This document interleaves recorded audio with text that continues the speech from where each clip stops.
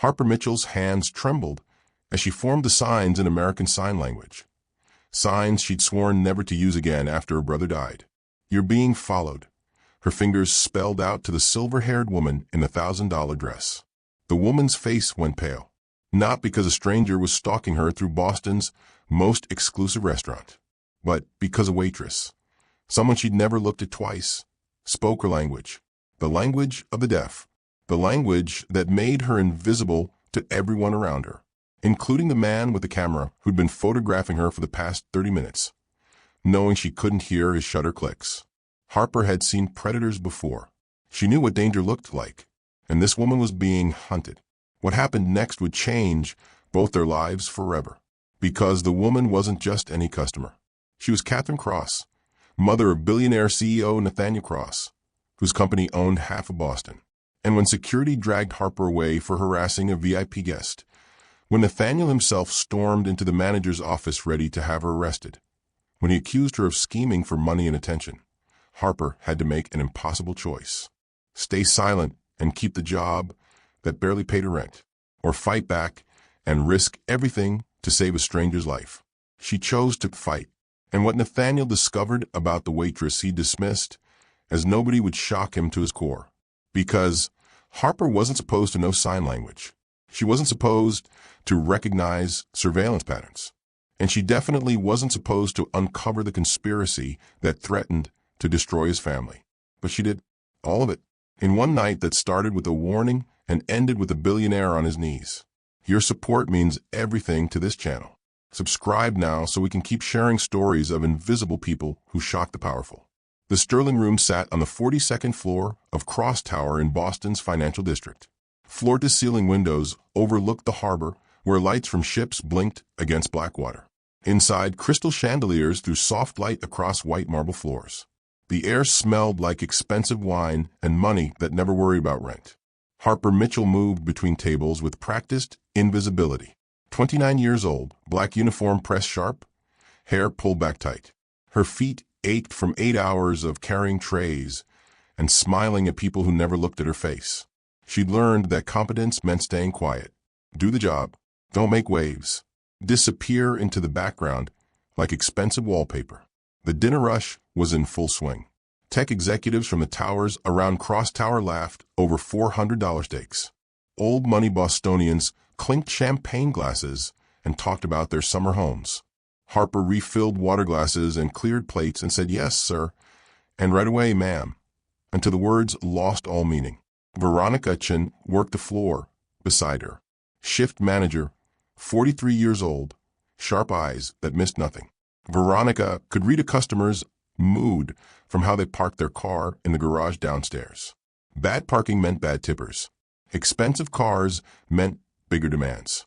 Veronica had watched Harper for 11 months now.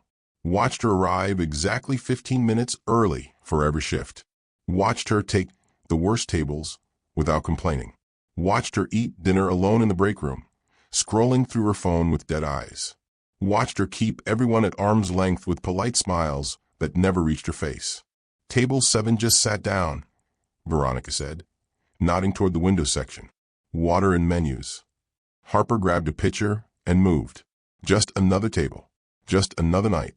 Just another 8 hours until she could go home to her empty studio apartment in Dorchester and try to sleep. 5 years ago, Harper's life looked completely different. She was a graduate student at Boston University, studying linguistics with a specialization in sign language acquisition and deaf communication. Her research focused on how deaf communities develop emergency communication patterns, how people who can't hear create systems to warn each other about danger. Her thesis advisor called her work groundbreaking. She was 3 months away from defending her dissertation. She had job offers from 2 universities and a research position at a nonprofit that worked with deaf children. Her future was bright and certain and hers. Then her younger brother Liam went in for routine surgery. 20 years old, profoundly deaf since birth, needing a minor procedure to fix a heart valve that didn't close properly. Simple, safe, nothing to worry about, except a surgical resident mislabeled medication. And no one caught it in time. And Liam died on the operating table while Harper sat in the waiting room reading articles for her thesis. The medical bills came next. Her parents couldn't afford them. The hospital wanted $200,000 for the surgery that killed her brother. Harper had $17,000 in student loans and a graduate stipend that paid $900 a month. She left Boston University 17 credits short of her master's degree. She worked 3 jobs: morning shift at a coffee shop, afternoon shift at a bookstore, evening shift waitressing at a chain restaurant in Allston. She slept 4 hours a night and sent every dollar to the hospital. When Liam's bills were finally paid off 3 years later, Harper was hollow inside. She consolidated to one job: evening shifts at the Sterling Room, where the tips were better and she didn't have to think, didn't have to feel, didn't have to remember what she'd lost. In her locker in the staff room, she kept 3 things: a red pen, the same pen she'd used to annotate her thesis research on emergency ASL communication patterns; a photograph of Liam at 16, his hands frozen mid-sign, spelling out "I love you" in American Sign Language; and a worn copy of her thesis abstract, printed on Boston University letterhead, with "Approved for Defense" stamped across the top in blue ink. She never looked at any of them, but she couldn't throw them away either. The woman who sat down at table 7 was elegant in the way only old money could be. Mid-70s silver hair styled in a classic bob, wearing a cream-colored dress that probably cost more than Harper's monthly rent. Vintage Cartier bracelet on her left wrist, diamond earrings that caught the chandelier light. Posture like a queen. Catherine Cross. Harper recognized her from the society pages that sometimes got left behind on tables. Mother of Nathaniel Cross, the billionaire CEO whose company owned Cross Tower and half of Boston's waterfront. But Harper noticed something else, something other servers missed. Catherine's eyes tracked speakers' lips with laser focus. When the hostess spoke to her, Catherine's head angled slightly, watching the woman's mouth form words. She ordered by pointing to menu items rather than speaking, her finger tapping the page with deliberate precision. Harper had seen these patterns before. For 10 years, she'd watched her brother navigate a hearing world. Catherine Cross was deaf, profoundly deaf by the looks of it, and she was dining alone, which was unusual for a woman whose family owned buildings with their name on them. When Catherine set her phone on the table, Harper caught a glimpse of the wallpaper, a photograph of a young boy, maybe 7 years old, with dark hair and serious eyes. His small hands were frozen mid-sign, forming the ASL symbol for "I love you," thumb, index finger, and pinky extended, middle and ring fingers tucked down. Nathaniel Cross as a child, learning his mother's language, a language he apparently stopped using. Harper was refilling Catherine's water glass when she noticed a man at the bar. Dark suit, black tie, mid-40s maybe. He wasn't drinking. He wasn't eating. He was watching Catherine with the kind of focus that made Harper's skin prickle. His phone was out, not casually checking messages, pointed directly at Catherine's table. And under his jacket, barely visible, Harper caught the glint of a telephoto lens. He was photographing her, over and over. Every time Catherine moved, his phone moved. Every time she lifted her wine glass or looked out the window or checked her own phone, he captured it. Harper's chest tightened. She'd spent 5 years watching true crime documentaries in her empty Dorchester apartment, filling the silence Liam left behind. She knew what predatory surveillance looked like, and this man wasn't trying to hide it from Catherine, because he knew something other people didn't know. He knew she was deaf. He knew she couldn't hear the faint click of his camera shutter. He knew she wouldn't notice the way his attention never wavered from her table. Catherine rose to use the restroom, graceful, unhurried, setting her napkin beside her plate. The man in the dark suit stood up 30 seconds later. He followed at exactly 10 feet distance, maintaining perfect visual contact, his phone still in his hand. Harper. Veronica's voice cut through her thoughts. Table 12 needs water. You're just standing there. But Harper was already moving, not toward table 12, toward the corridor that led to the restrooms, toward Catherine Cross and the man who was hunting her. Her hands were forming signs before her brain gave permission, signs she hadn't used in 5 years, signs that still felt like touching an open wound. Harper intercepted Catherine near the restroom corridor, where the marble floors gave way to soft carpet and the restaurant noise faded to a muted hum. Her hands moved without conscious thought, muscle memory from 10 years of being Liam's voice in a world that didn't speak his language. Excuse me. Her fingers formed the signs clearly, deliberately. Man in dark suit at bar. Black tie. Following you. Taking pictures. Many pictures. Be careful. Catherine froze. Her perfectly composed expression cracked. Not with fear, with shock. Pure, absolute shock. For 3 years, she dined at the Sterling Room once a month. For 3 years, servers had handed her menus and taken her orders and refilled her wine glass. Not one of them had ever signed to her. Not one of them had ever seen her.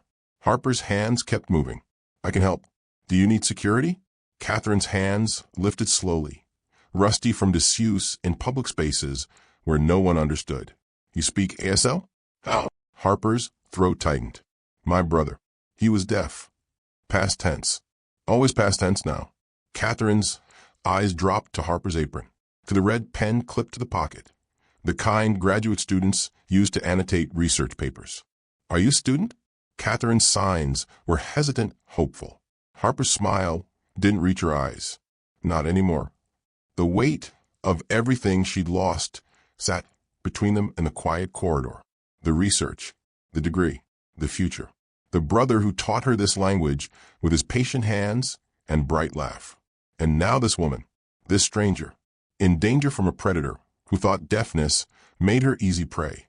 Before Catherine could respond, heavy footsteps echoed down the corridor.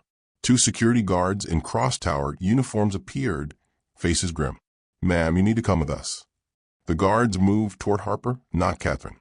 Their hands weren't rough, but they weren't gentle either. We received a report that you were harassing Mrs. Cross, the taller guard said. His voice was flat, professional. Done with this conversation before it started. Harper's stomach dropped. No, I was warning her. There's a man following her. We're aware of all security personnel in this building, ma'am.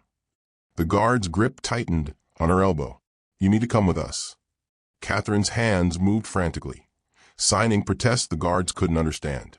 Her mouth opened, but her voice, rusty from years of being ignored, came out uncertain, too quiet.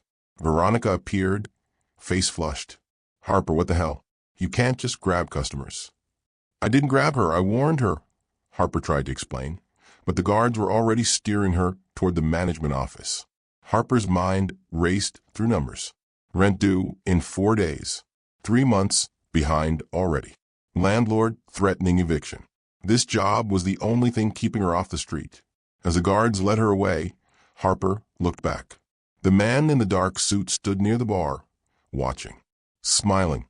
The management office was small and windowless, with cheap fluorescent lights that made everything look sickly green. Harper sat in a metal chair that wobbled. The guards stood by the door. When Nathaniel Cross walked in, the room got smaller. 47 years old, tall, broad-shouldered, graying at the temples in that way rich men called distinguished. His suit probably cost more than Harper's annual rent. His shoes were polished to a mirror shine. His watch was platinum, thin as paper, the kind that cost 6 figures. He moved with the controlled intensity of a man who built a billion-dollar empire on reading threats and eliminating them before they became problems. You approached my mother. Not a question, a statement. His tone was surgical, precise, designed to cut. Harper met his eyes. Yes. Why? Because a man was following her, photographing her. She didn't know because she couldn't hear his camera. Or you saw an opportunity. Nathaniel's expression didn't change. Cold, calculating. Single woman dining alone. Elderly, wealthy family. You make yourself the hero. Angle for a reward. Maybe a payout to keep quiet about some imagined threat. Harper's hands fisted at her sides. Her nails bit into her palms. I don't want money. I want your mother safe. Everyone wants money. Nathaniel pulled out his phone, tapped the screen, turned it toward Harper. This is security footage from 18 minutes ago. The video showed the bar. The man in the dark suit, his phone pointed at Catherine's table. Vincent Torres, Nathaniel said. Licensed private investigator. I hired him 6 weeks ago to monitor my mother's safety after we received threats against our family. His eyes never left Harper's face. He works for me. He's her security detail. And you interfered. Harper's world tilted. Her ears rang. For a moment she couldn't breathe. He was following her because I told him to follow her.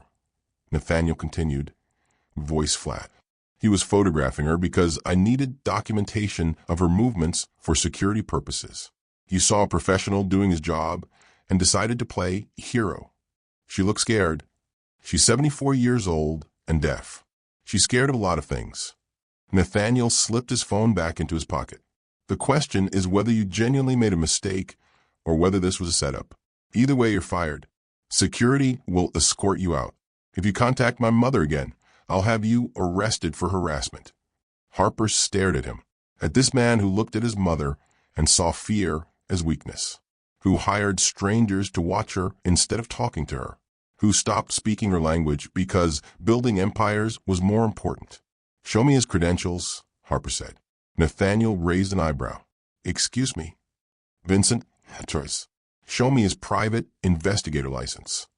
Harper's voice was steady now, anger burning through Shoc.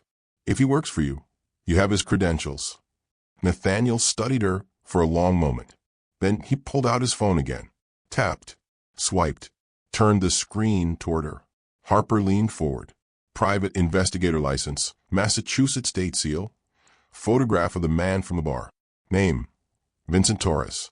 License number, signature at the bottom.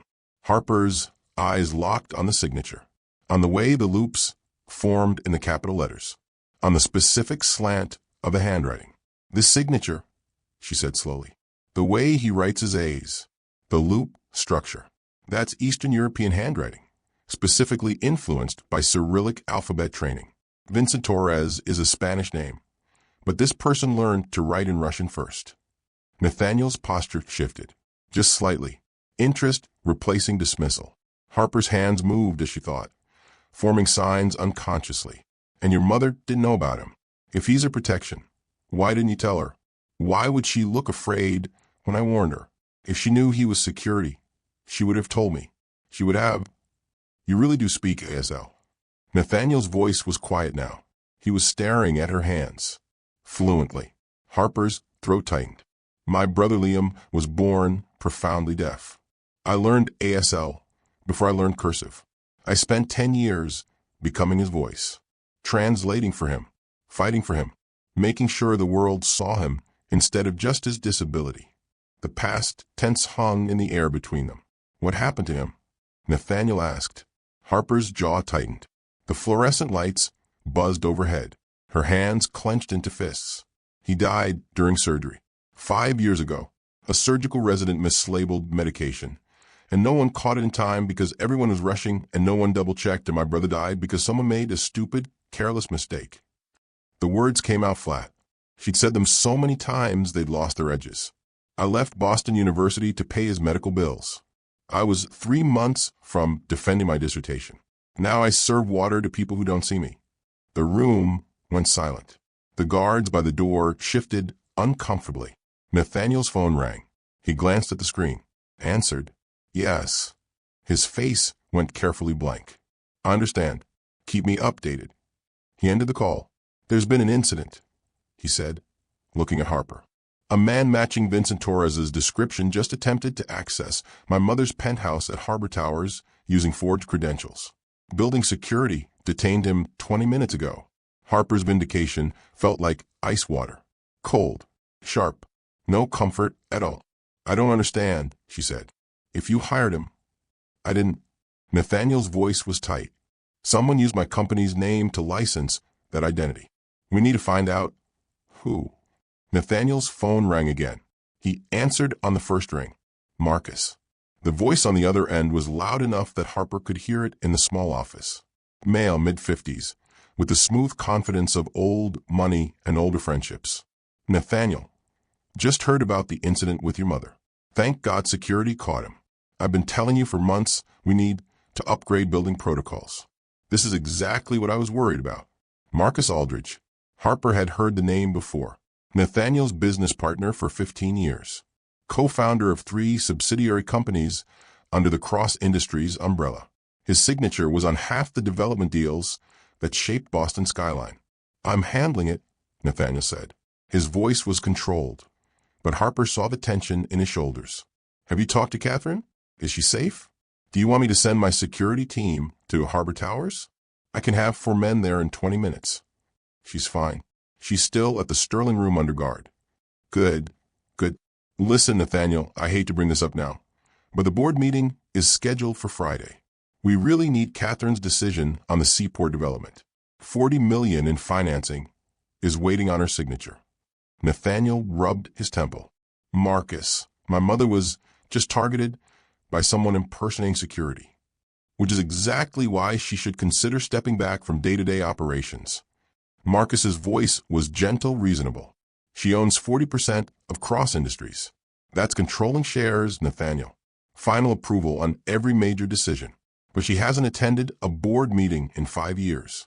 She doesn't respond to emails. She just signs whatever you put in front of her. She's deaf, not incompetent. I know. I'm not saying she's incompetent. I'm saying she's vulnerable. And tonight proves it. Someone got close enough to terrify her in her own building. Maybe it's time to consider a trust structure. Transfer her shares to you. Protect her from this kind of exposure. Harper watched Nathaniel's face. Watched the way his eyes narrowed slightly. The way his free hand tightened into a fist.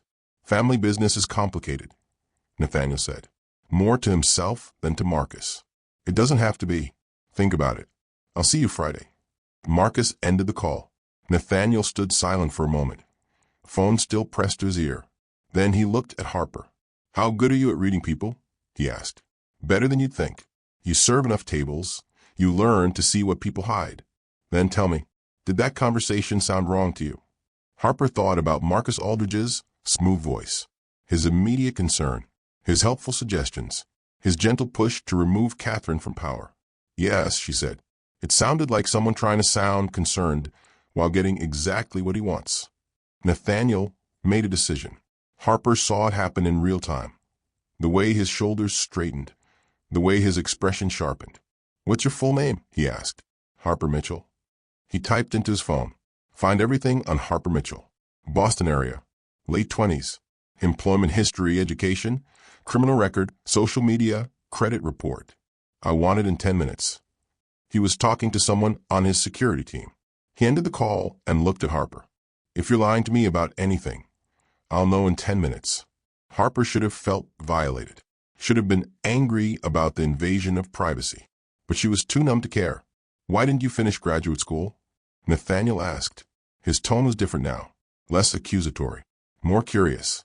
Harper pulled the red pen from her apron pocket, turned it over in her hands. This pen signed my thesis abstract on emergency ASL communication patterns. I was researching how deaf communities develop warning systems, how people who can't hear create ways to tell each other about danger. Her voice was quiet. Then Liam needed surgery. Then he died because a surgical resident mislabeled medication and no one caught it in time. And finishing my degree felt irrelevant when the person I wrote it for is gone. She put the pen back in her pocket. The hospital wanted $200,000 for the surgery that killed him. My parents couldn't pay. So I left Boston University and worked 3 jobs until the debt was cleared. That took 3 years. By then, I didn't remember who I was before, so I stayed a waitress. Nathaniel's phone buzzed. He read the screen. His expression transformed.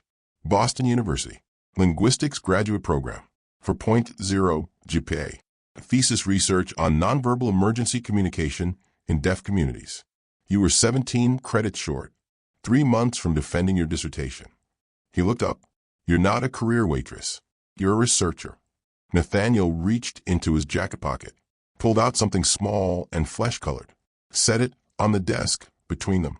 A hearing aid, state-of-the-art, barely visible, the kind that cost $15,000.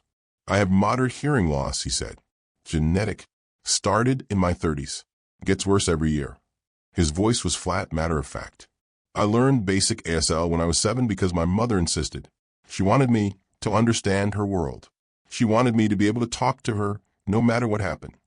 He picked up the hearing aid, turned it over in his hands. Then I got too busy building empires. Too proud to admit I was losing my hearing. Too important to take time for weekly ASL practice. I told myself I'd get back to it, that I'd make time. That business came first and family could wait. His jaw tightened. Now I can barely have a real conversation with her. She signs, and I catch maybe half of it. I respond in English, and she reads my lips, and we both pretend we're communicating. But we're not. We haven't really talked in years. He looked at Harper, and someone is hunting her because she's vulnerable. She's not vulnerable. Harper's voice was sharp. She's deaf. There's a difference. Vulnerable means weak. Deaf means she experiences the world differently. The man following her tonight didn't target her because she's weak. He targeted her because he thought no one would believe her. He thought her deafness made her easy to dismiss. Nathaniel was quiet for a long moment. The fluorescent lights buzzed. Traffic noise filtered up from 42 floors below. "Teach me," he said finally. "Teach me to talk to my mother. Really talk to her. And help me figure out who wants to hurt her." Harper thought about the red pen in her pocket, about Liam's photograph in her locker, about 5 years of running from a language that used to mean love. "Okay," she said. Harper agreed to help. Not because she trusted Nathaniel Cross, not because she believed anything good came from getting involved with billionaires, but because she couldn't watch another mother get hurt when she had the power to stop it. They took Nathaniel's car, a black Mercedes that smelled like leather and money, to Harbor Towers on the waterfront. Catherine's penthouse was on the 38th floor, with windows that overlooked Boston Harbor and the lights of ships moving through dark water. Catherine opened the door and embraced her son, her arms wrapped around him tight, like she was afraid he'd disappear if she let go. Then she turned to Harper, and her hands moved in swift, elegant signs. "Thank you for warning me. No one ever sees me." Harper's throat tightened. She signed back, "I see." They sat in Catherine's living room, cream-colored furniture, abstract art on the walls. A life built on wealth that couldn't protect her from being invisible in her own world. Catherine's hands moved, and Harper translated aloud for Nathaniel. "I've been receiving letters, threatening letters, for 6 weeks now." Nathaniel leaned forward. "Why didn't you tell me?" Catherine's expression was careful, guarded. Her hands moved again. "The letters mentioned your business dealings. They said I should sell my shares or face consequences. They implied you might be involved. I didn't know who to trust." Harper watched Nathaniel's face crumple, watched the realization hit him like a physical blow. "You thought I was threatening you?" His voice cracked. "You thought I wanted to hurt you?" Catherine's eyes filled with tears. Her hands trembled as she signed. "I didn't know what to think. We haven't really talked in years. Not in my language. You stopped signing when you got busy with the company. You stopped coming to dinner. You stopped seeing me. I became just a signature on your documents. Just 40% of shares you needed me to approve." The wound was old and deep. Years of silence. Years of her son choosing empire over family. Years of being deaf in a world that treated deafness like it was contagious. Nathaniel's hands lifted. Slow, rusty, hesitant. He signed 3 words Harper recognized. "I'm sorry, Mom." Catherine stared at her son's hands like they were a miracle, like she'd been waiting years to see them move in her language again. "Show me the letters," Nathaniel said, out loud first, then in signs that Harper could tell he was struggling to remember. Catherine rose and walked to her desk, pulled out a folder, 6 letters, each in a plain, white envelope. No return address. Postmarked from different locations around Boston. Harper took them carefully. Her researcher's brain clicked into gear for the first time in 5 years. This was a puzzle. This was evidence. This was the kind of work she used to do before grief and debt ground her down to nothing. She spread the letters across Catherine's coffee table. Read each one slowly. And her hands started to shake. Because whoever wrote these letters knew things about Catherine that only someone close to the family would know. Knew her schedule, knew her habits, knew she was deaf, and knew exactly how to make her feel hunted. Nathaniel's phone rang. He glanced at the screen and stood. "It's my security chief." 2 men in dark suits arrived 15 minutes later, escorting Vincent Torres between them. Torres looked smaller now, without the predatory confidence he'd worn at the Sterling Room. His wrists were zip-tied. His face was pale. "Tell them what you told me," the security chief said. His voice was flat, professional, done with Torres's excuses. Torres swallowed hard. "I was hired 3 weeks ago through an encrypted message on a dark web forum. Payment in cryptocurrency. $20,000 up front, $20,000 on completion. The job was to surveil Catherine Cross and photograph her daily routines. Who hired you? Nathaniel's voice was ice. I don't know. The hiring was done through a shell company registered in the Cayman Islands. All communication was through encrypted channels. I never met anyone face to face. Harper leaned forward. What were your instructions? Torres looked at her. Follow Mrs. Cross. Document everywhere she went. Take photographs. And he hesitated. And what? Nathaniel demanded. Make it obvious. I was told to make it obvious. Like I wanted her to know she was being watched. The client said. Torres's voice dropped. The client said fear was the point. Not information. Fear. Psychological warfare. Harper's stomach turned. Someone was systematically terrorizing Catherine, using her deafness against her, making her feel exposed and vulnerable in spaces where she should have felt safe. Nathaniel's phone exploded with alerts, buzzing, chiming, vibrating. He looked at the screen and his face went white. What is it? Harper asked. He didn't answer, just scrolled, his jaw tightening with every swipe. Then he turned his phone toward her. News articles, financial websites, industry blogs, all posting the same story in the last 10 minutes. Cross Industries CFO accused of embezzlement. 40 million missing. Catherine Cross under investigation for financial fraud. Boston real estate dynasty faces collapse amid scandal. Harper grabbed his phone and read. Someone had leaked internal Cross Industries documents showing alleged embezzlement of $40 million over 3 years. The evidence pointed directly to Catherine's investment accounts, bank transfers, offshore holdings, a paper trail that looked damning and complete. This is fabricated, Harper said immediately. Catherine doesn't even manage her own accounts. Does she? No. Our financial team handles everything. She just signs off on quarterly reports. Nathaniel's hands were shaking now. His phone rang again. Marcus Aldridge. Nathaniel answered on speaker. Nathaniel, we have a crisis. The board is in emergency session. They're demanding Catherine step down immediately pending investigation. We need damage control now. I'm calling an emergency board meeting for tomorrow morning. Marcus's voice was tight, urgent, concerned. Marcus, this is obviously fake. I know that. You know that. But the board doesn't care. The press doesn't care. Catherine's name is all over financial fraud allegations, and Cross Industries stock is already dropping. Marcus paused. Nathaniel, the board is demanding Catherine step down pending investigation, or we pursue criminal charges to protect the company. Nathaniel ended the call, looked at Harper and his mother. This isn't about Catherine, he said slowly. This is about forcing her to sell her controlling shares. Can I see the threatening letters again? Harper asked. Catherine retrieved them from the coffee table where they'd been spread out. 6 letters, white paper, printed in Standard Times New Roman font.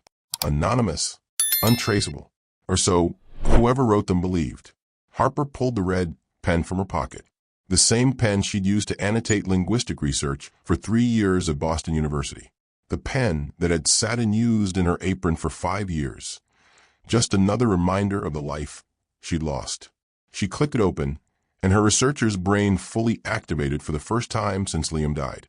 These weren't written by a native English speaker, Harper said, pen hovering over the first letter. Look at the syntax in this sentence. You will be selling your shares by Friday. A native speaker would write, you will sell, or you must sell. The continuous future tense structure, will be selling, is a direct translation pattern from Russian. She annotated the margin, circling the phrase. Nathaniel and Catherine watched her work.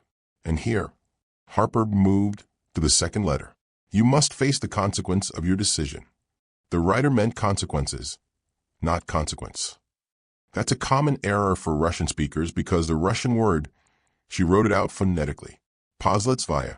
It sounds similar to the English consequence. So non-native speakers sometimes confuse them.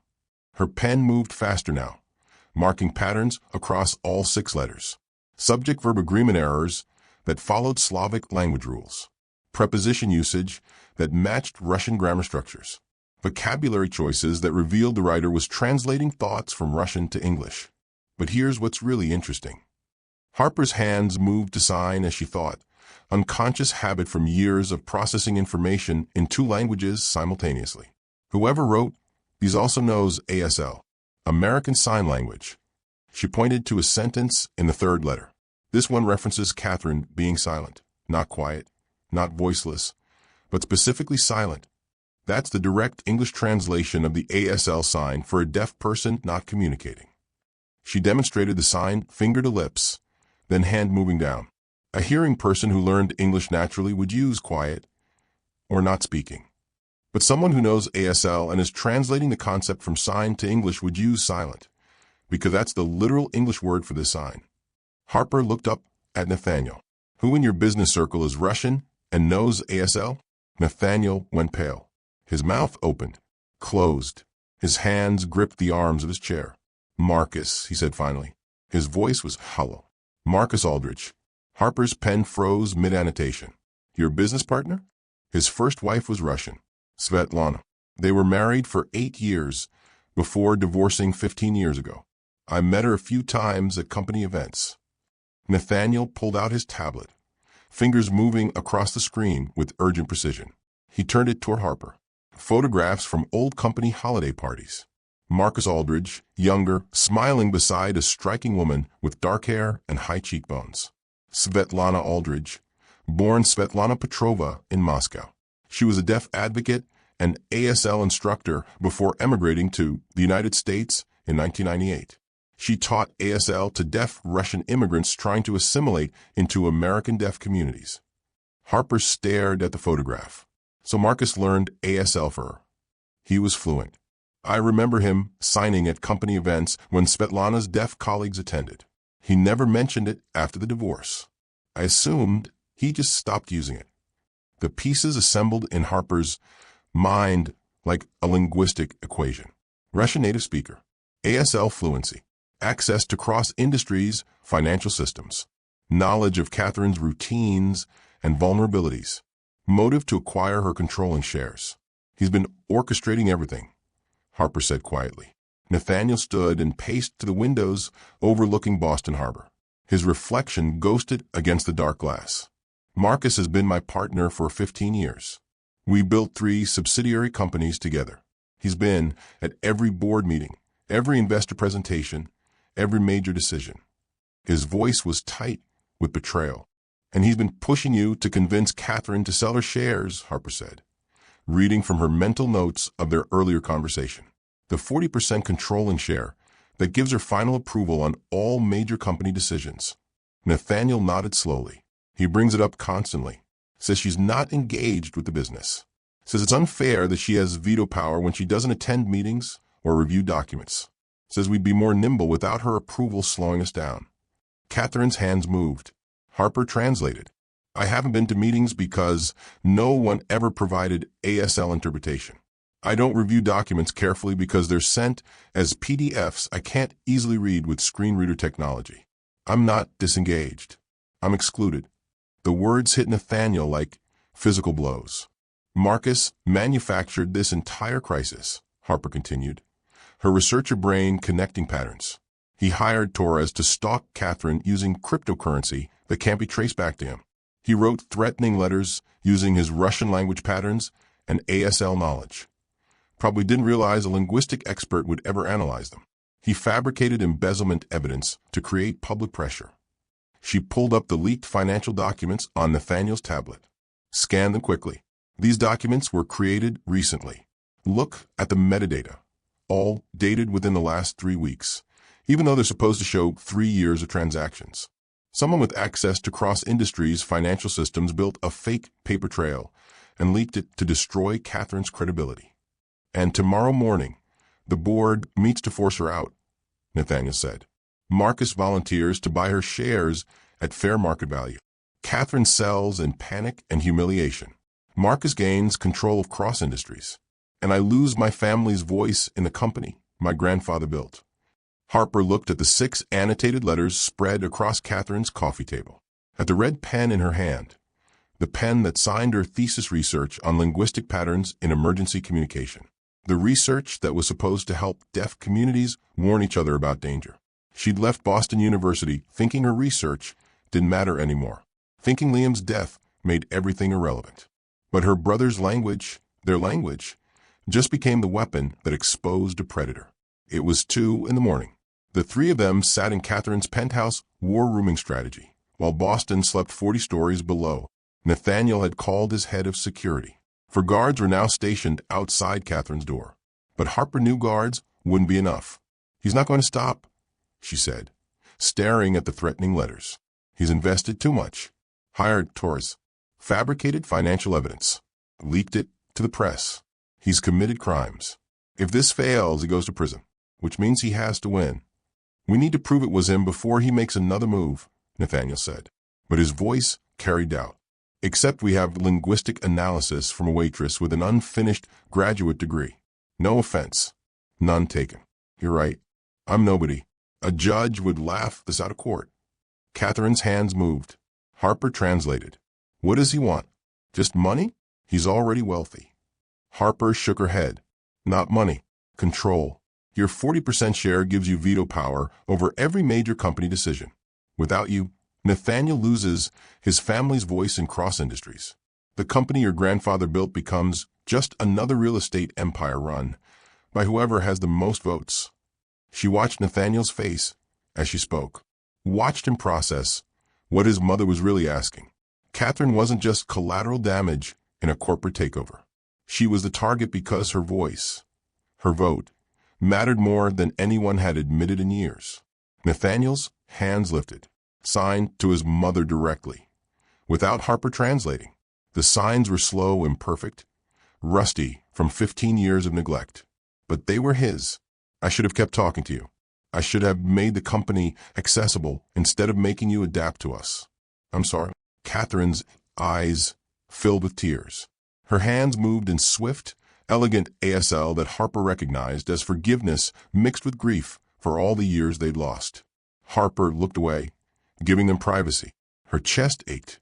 She thought about Liam, about all the conversations she'd never have with him, about how Nathaniel still had the chance to rebuild what he'd broken. "We have until the board meeting at 9 a.m., Nathaniel said finally, switching back to English.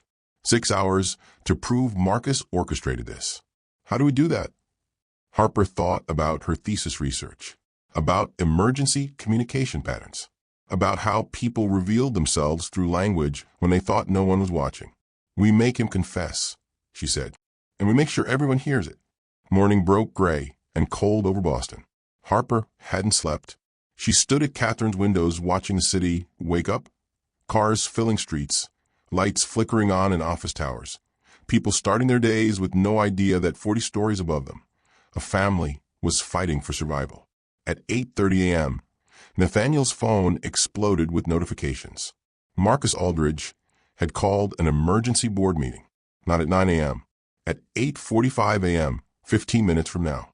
Early enough that Nathaniel would barely make it. "He's moving faster than we expected," Nathaniel said, grabbing his jacket. "He knows we're investigating." Harper's stomach twisted. They weren't ready. They had linguistic evidence and suspicions and 6 annotated letters. Nothing that would convince a board of investors to trust a waitress over a 15-year business partner. The board meeting was on the 45th floor of Cross Tower, 3 floors above the Sterling Room, where Harper had served water 24 hours ago. 3 floors above the life she'd been living when none of this was a problem. Nathaniel arrived at 8:47 a.m. The boardroom was already full. 12 board members, investors, financial advisors, lawyers, people who measured success in quarterly earnings and risk management, people who'd never met Catherine Cross but controlled her fate anyway. Marcus Aldridge stood at the head of the table. 52 years old, silver hair, expensive suit, the kind of confidence that came from always winning. "Thank you for coming on short notice," Marcus said. His voice was smooth, apologetic, heavy with concern. "I know the timing is difficult, but given last night's news, we need immediate action to protect Cross Industries." He projected financial documents onto screens around the room. The fabricated evidence showing Catherine's alleged embezzlement. $40 million transferred through offshore accounts over 3 years. Catherine Cross owns 40% of this company, controlling shares. Final approval on all major decisions. But she hasn't attended a board meeting in 5 years. Doesn't respond to emails. doesn't review contracts. Marcus paused for effect. And according to forensic accounting, she's been systematically stealing from us. One board member raised her hand.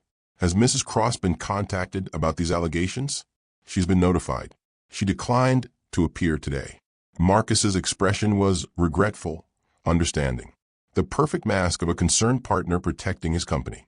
Except Catherine hadn't been notified, and she hadn't declined. Marcus simply never told her about the meeting. I move that we suspend Catherine Cross pending criminal investigation, Marcus continued. And I propose Cross Industries offer to purchase her shares at fair market value. $400 million, allowing her to retire peacefully rather than face prosecution. The board members shifted in their seats, uncomfortable but nodding. This was clean. This was legal. This protected everyone except Catherine. All in favor, Marcus began. Point of order. Nathaniel stood. Catherine Cross has the right to respond to these allegations before any vote. She was invited. She declined. She was never notified. And I have evidence that these embezzlement allegations are fabricated as part of a coordinated campaign to force her out of Cross Industries. Marcus's smile didn't waver, but his eyes went cold. Nathaniel, I understand you're protecting your mother, but we have a fiduciary duty to shareholders. Catherine can sell her shares and retire with dignity, or we pursue criminal charges. Those are our options. The ultimatum was public, legal, and devastating. The board voted 11-1. Only Nathaniel opposed. Catherine Cross was suspended from Cross Industries, effective immediately. Harper received the news via text from Veronica at 9:15 a.m. Board voted to suspend Catherine. Marcus Aldridge is calling it a protective measure. Nathaniel looks destroyed. Harper's hands shook as she read. They'd failed. 24 hours of investigation, linguistic analysis, and hope, all useless against Marcus's carefully constructed lies. Her phone rang. Unknown number. She answered. Harper Mitchell? Male voice. Professional cold. Yes. This is James Whitmore with Aldridge and Associates. I'm calling to inform you that a restraining order has been filed against you by Cross Industries, prohibiting contact with Catherine or Nathaniel Cross within 300 feet. Harper's blood went cold. What? The order cites your sudden involvement with the Cross family, your presence at Catherine Cross's private residence, and your suspicious background check showing significant financial distress. Cross Industries believes you've been manipulating Mrs. Cross and her son for financial gain. The restraining order is effective immediately. He hung up before Harper could respond. Her phone buzzed. Email from the same law firm. PDF attachment. Legal language she could barely process through the rage and shock. She called Nathaniel. Voicemail. Texted him. No response. He'd abandoned her, thrown her to the lawyers to protect himself and his company. She was collateral damage, disposable, forgettable, exactly as invisible as she'd been before she decided to help. Harper walked to the Sterling room on autopilot, 42 floors up in the building where this all started. She had a locker to clear out, a red pen, and a photograph and a thesis abstract that didn't matter to anyone but her. Veronica was waiting in the break room. Harper, I'm just getting my things. Harper's voice was hollow. She opened her locker, pulled out Liam's photograph, his hands signing, I love you, his smile bright, and unaware that 5 years later his sister would still be lost without him. She packed the red pen, the thesis abstract, everything that proved she used to be someone. You tried to do the right thing, Veronica said quietly. Harper's laugh was bitter. The right thing doesn't pay rent. She left the Sterling room for the last time. What Harper didn't know, Nathaniel hadn't abandoned her. While Marcus was consolidating power and serving restraining orders, Nathaniel was gathering evidence. Real evidence. The kind that would hold up in court instead of just linguistic analysis from an unfinished graduate thesis. He remembered Catherine asking Harper in the restaurant corridor, Are you a student? And Harper's response, Not anymore. He called Boston University at 7 a.m. before the board meeting, spoke to the dean of graduate studies, requested Harper Mitchell's thesis research. I'm sorry, Mr. Cross, but student research is confidential. I'm not asking to publish it. I'm asking because it contains evidence of a crime being committed against my family. Harper Mitchell's thesis was on emergency ASL communication patterns, correct? Including case studies of threatening language patterns. Silence on the other end. Then, I'll have to verify this with Ms. Mitchell. She gave verbal permission. Call her, but do it fast. I have a board meeting in 90 minutes, and I need that research. The dean called Harper. Harper, confused and exhausted, gave permission. At 8:15 a.m., Nathaniel received a PDF, Harper's thesis abstract and 3 sample chapters, including documented case studies of how threatening language patterns differ between native ASL users and hearing people who learned ASL as adults.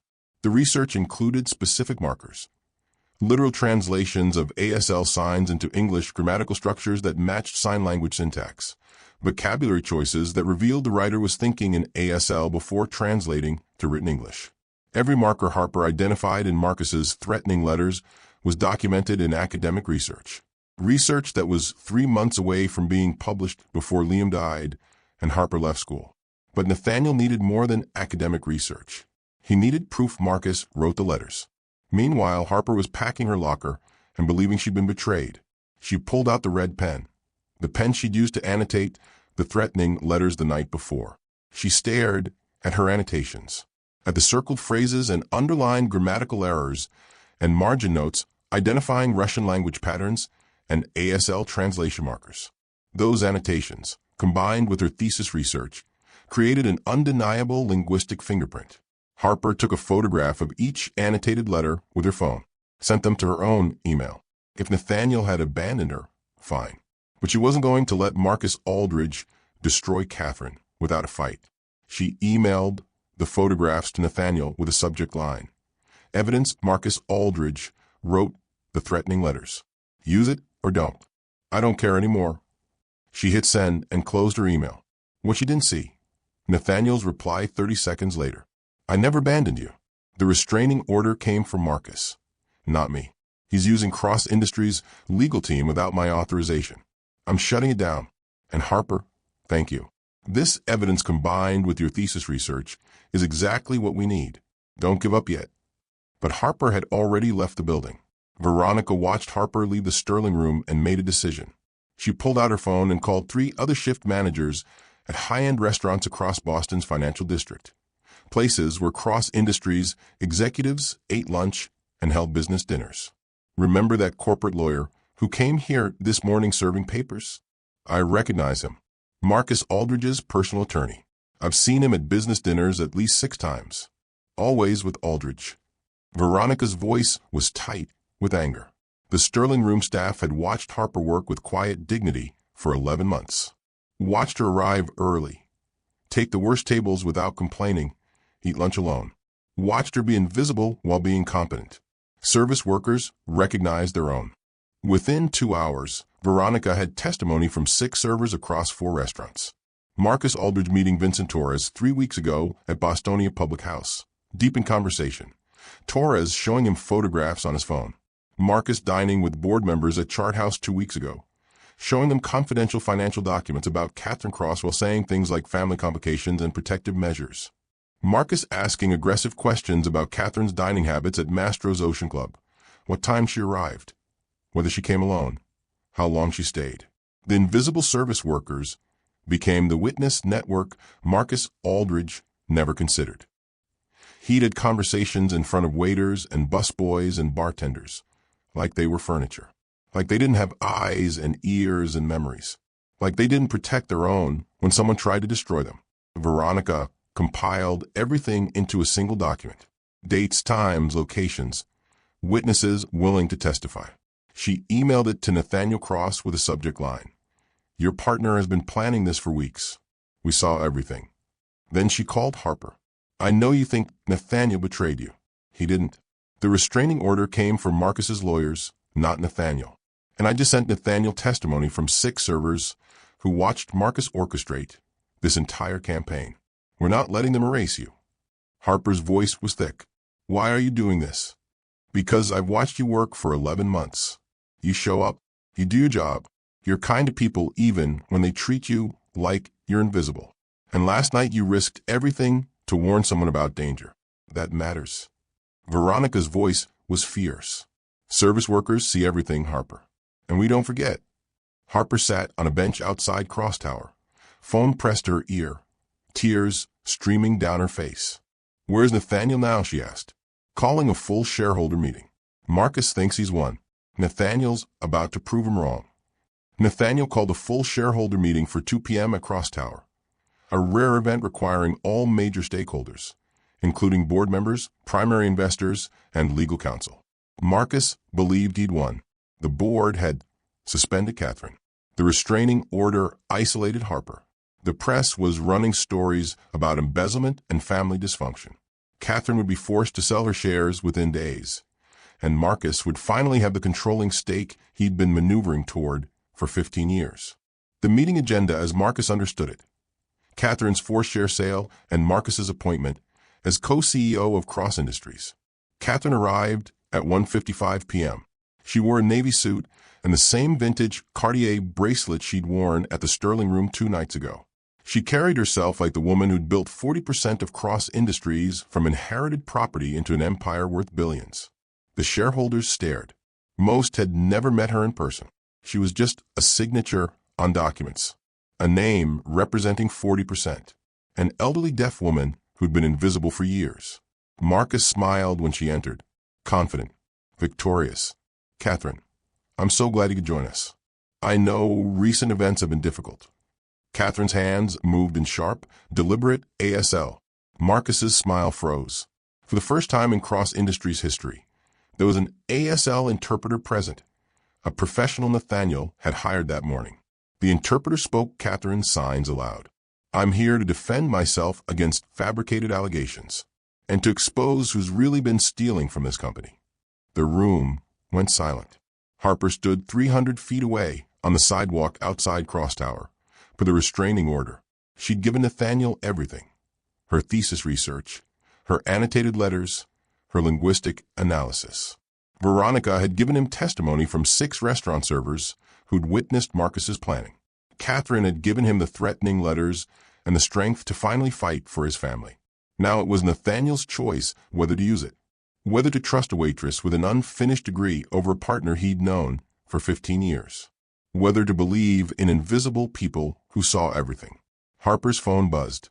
Text from Nathaniel. The restraining order has been withdrawn. Marcus filed it without board authorization. Come up to the 45th floor. I need you here. Harper stared at the message, at Cross Tower rising above her, at the building where she'd served water to people who never saw her face. She thought about Liam, about his hands forming signs that meant love and family and never giving up. She thought about her red pen and her thesis research and 5 years of believing her voice didn't matter. Then she walked into Cross Tower and took the elevator to the 45th floor. Marcus Aldridge had made one critical mistake. He'd assumed invisible people couldn't fight back. He was about to learn otherwise. The shareholder meeting began at 2 p.m. sharp. 45 people packed into the boardroom on the 45th floor of Cross Tower.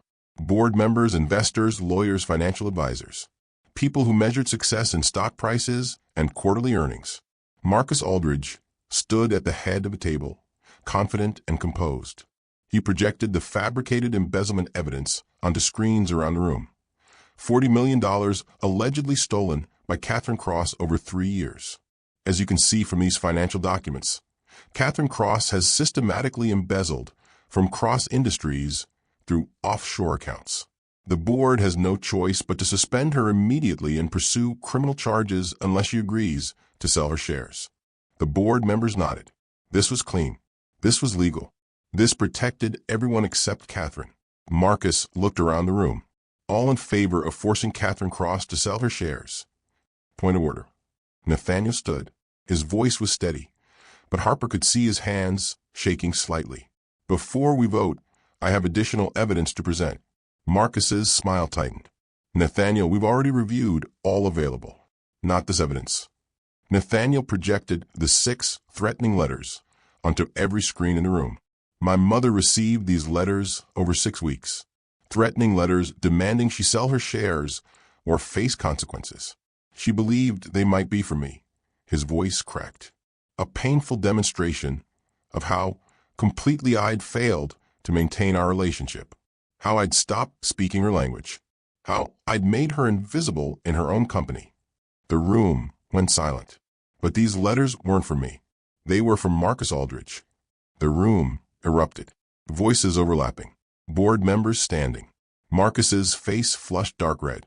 "This is insane." Marcus stood, slamming his hand on the table. "You're protecting your mother by accusing me? I have nothing to do with." "You learned American Sign Language for your first wife, Svetlana Petrova." Nathaniel interrupted. His voice was ice now. "You speak Russian fluently. And these letters contain linguistic markers unique to Russian native speakers who learned ASL as adults." He projected Harper's thesis research onto the screens, her annotations in red pen, the grammatical analysis showing Russian language patterns, the ASL translation markers. "This sentence, you will be selling your shares." That's continuous future tense, a direct translation from Russian grammar structure. A native English speaker would write, "You will sell," or "You must sell." Harper stood near the door, watching Nathaniel present her research to a room full of people who'd never looked at her twice. And here faced a consequence. The writer meant consequences, but confused it with consequence, because the Russian word posledствия sounds similar. Nathaniel's hands moved as he spoke, forming signs unconsciously. "Whoever wrote these also knows ASL. This letter references my mother being silent, not quiet or voiceless, but specifically silent. That's the direct English translation of the ASL sign for a deaf person not communicating." He demonstrated the sign. The room stared. "Marcus, you're the only person in our business circle who speaks Russian and knows ASL." Nathaniel wasn't finished. He projected new documents onto the screens. 6 servers from 4 different restaurants in Boston's financial district have provided sworn testimony placing you with Vincent Torres, the man who stalked my mother. Photographs appeared on screen. Marcus dining with Torres at Bostonia Public House 3 weeks ago. Torres showing Marcus something on his phone, later confirmed to be surveillance photos of Catherine. Bank records show cryptocurrency payments from your personal accounts to offshore entities that hired Torres. $20,000 up front. $20,000 on completion. More documents. Financial trails that Marcus thought he'd hidden behind shell companies and encrypted transactions. And the embezzlement evidence you just presented? Forensic accounting proves these documents were created 3 weeks ago using your company computer's IP address. The metadata is right here. Nathaniel zoomed in on the digital fingerprints embedded in the fabricated financial records. Security guards moved toward Marcus. 2 FBI agents Nathaniel had contacted the night before entered the boardroom. Their presence made everything real, immediate, inescapable. Marcus's facade cracked. His confident smile dissolved. His hands gripped the edge of the table. "You don't understand," he said, voice rising. "Catherine hasn't attended a board meeting in 5 years. She doesn't understand the business anymore. She just signs whatever you put in front of her. She's a liability. She's holding this company back."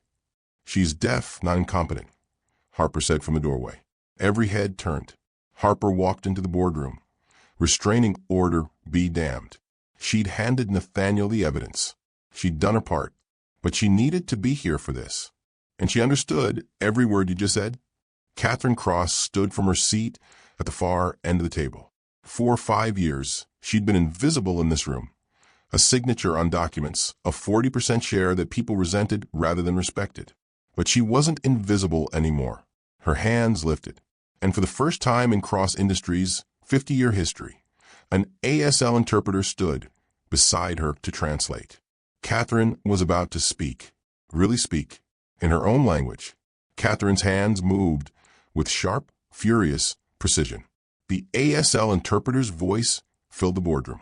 "I built 40% of this company's early assets through strategic property acquisitions in the 1980s when women weren't taken seriously in real estate, when banks wouldn't give us loans, when men like you thought we should stay home and be grateful." Her signs cut through the air like knives. "I haven't been to board meetings, not because I don't understand business, but because no one ever provided ASL interpretation. I don't review documents carefully because they're sent as PDFs I can't easily read with screen reader technology. I'm not disengaged. I've been excluded, systematically, deliberately, for years. The board members shifted uncomfortably. Some had the decency to look ashamed. My son stopped speaking my language when he got too busy building empires, too important for his own mother. And you, Marcus? Catherine's hands moved faster now, anger making her signs larger, more forceful. You thought my deafness made me easy prey. You thought being deaf meant I was weak, vulnerable, someone you could terrorize into giving up everything I built. She stepped forward. Every person in that room watched her hands. I am not vulnerable. I am deaf. There is a difference. Harper translated the last sentence aloud, her voice breaking. Tears streamed down her face. She thought about Liam, about 10 years of fighting to make the world see him instead of his disability. Nathaniel watched his mother speak, really speak, for the first time in decades. Watched her take up space. Watched her refuse to be invisible anymore. And he understood exactly how much he'd lost by abandoning her language. The FBI agents moved forward. One of them read Marcus Aldridge his rights, while the other secured his wrists with handcuffs. Marcus Aldridge, you're under arrest for wire fraud, extortion, conspiracy, elder abuse, and attempted theft of corporate assets. Marcus didn't fight, didn't argue. He looked at Nathaniel with something like betrayal in his eyes, as if he genuinely believed his 15-year partnership entitled him to destroy Nathaniel's family. The board voted unanimously 12-0 to drop all charges against Catherine Cross immediately. Her controlling shares were maintained. Her position on the board was secured, and Cross Industries instituted mandatory ASL interpretation at all future board meetings, shareholder gatherings, and company events. Financial restitution came next. Marcus's seized assets, $78 million in property investments and offshore accounts, would fund the Cross Foundation for Deaf Advocacy in corporate America. The federal prosecutor told Nathaniel that Marcus faced 12 to 15 years in federal prison. Justice wasn't just abstract anymore. It had specifics, numbers, consequences, real change. If this story of justice and dignity moved you, subscribe now. We share new stories every day of ordinary people who prove the powerful wrong. Hit that subscribe button and turn on notifications so you never miss a story about invisible people who changed everything. Your support keeps these stories alive. Subscribe today.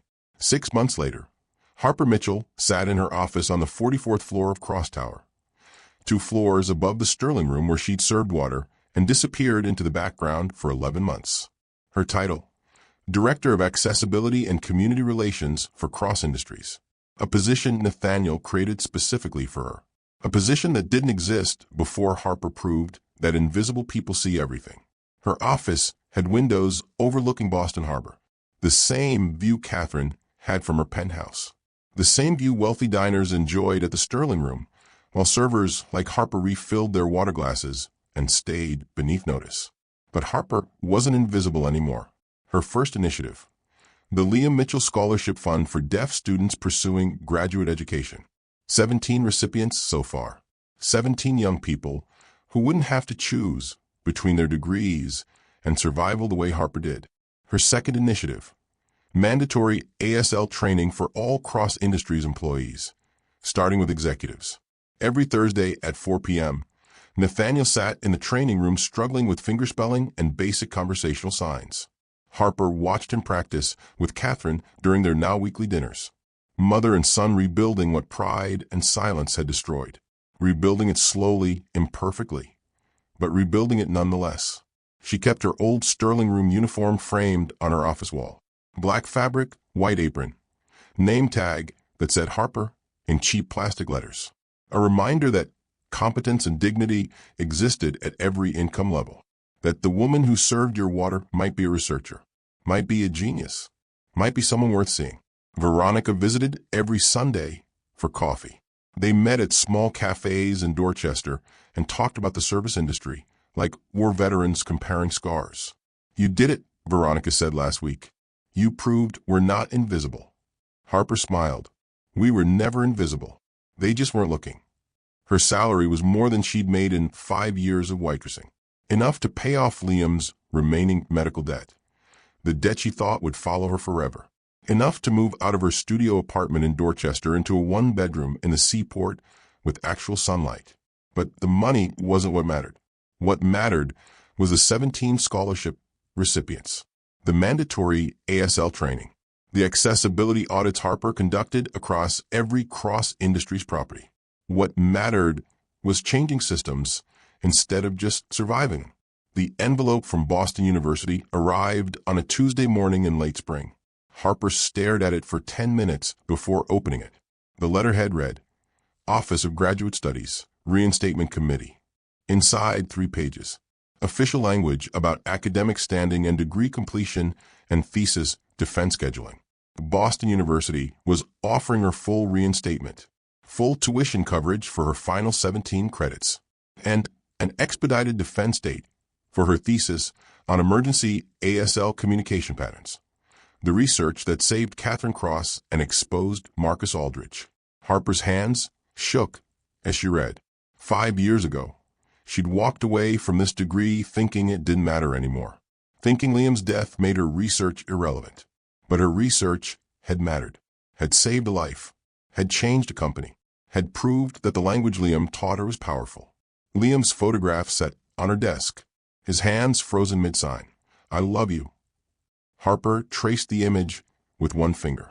Some endings were also beginnings. Saturday afternoon, Harper stopped by the Sterling Room to meet Veronica for coffee. A new waitress, 19, nervous, first month on the job. Spilled red wine on a hedge fund manager's white shirt. The man's face went purple with rage. Harper appeared before he could shout. Accidents happen to the best servers, she said calmly, handing him her business card. Call me if you need dry cleaning costs covered, or if you're looking for someone who understands that service work requires more skill than most corner offices. The man stared at her card. Director of Accessibility and Community Relations. Cross Industries. You were a server? He asked, surprised. Harper smiled. I was a researcher who served tables. There's a difference. Rain hammered the windows of Harper's office, just like the night she warned Catherine 6 months ago. Harper watched a young woman in a server's uniform hail a cab 44 floors below. She'd been there. She'd survived it. And now she'd make sure others would too. Thank you for watching Harper's story. Don't forget to subscribe and hit the bell icon for 3 new stories of dignity, justice, and triumph every week. You never know who needs to hear these words.